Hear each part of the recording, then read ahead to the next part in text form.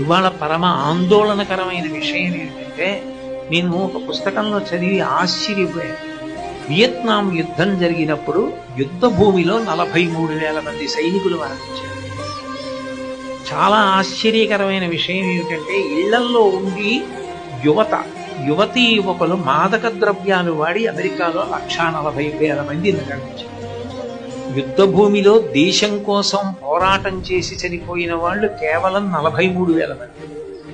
ఇళ్లల్లో కూర్చుని రేపొద్దున్న కుటుంబాలకి ఆసరా కావలసిన వాళ్ళు, దేశానికి గౌరవ ప్రతిష్టలు తేవలసిన వాళ్ళు, అసలు దేశానికి మూలధనం గొప్ప ఆస్తి అయినటువంటి పిల్లలు అలవాటు మమ్మల్ని ఏం చేస్తుంది, మా చెప్పు చేతల్లో ఉంటుంది, ఒకసారి ముట్టుకున్నా ఒకసారి వాడినాది మమ్మల్ని ఏం చేయగలదని మొట్టమొదట నోట్లో పెట్టుకున్న అలవాటు వ్యసనమై 143,000 మంది అదే కాలంలో ఇంట్లో మరణించారు పిల్లలు.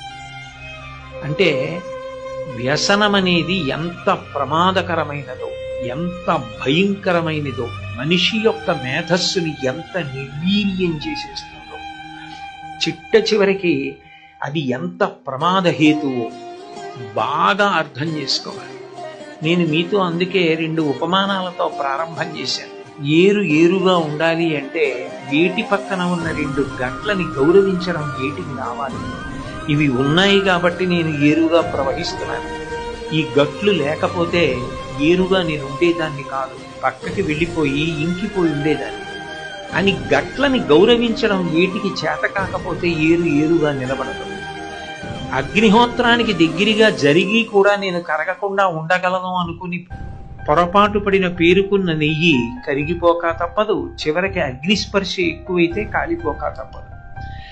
మీ వయస్సులో మీరు మొట్టమొదటి నుంచి చాలా చాలా జాగ్రత్తగా ఉండవలసిన విషయం ఏది అంటే, ఎప్పుడూ కూడా మీకు వ్యసనం అనేటటువంటి దాని వైపుకి జరగకుండా స్వీయ నియంత్రణ అలవాటు చేసుకోవడం. ఏ కారణం చేత కూడా మిమ్మల్ని మీరు బలహీనపరచుకోకుండా, మిమ్మల్ని మీరు నియంత్రించుకోగలిగినటువంటి శక్తి మీలో మీకు పెరగడం మీకు అలవాటు కావాలి.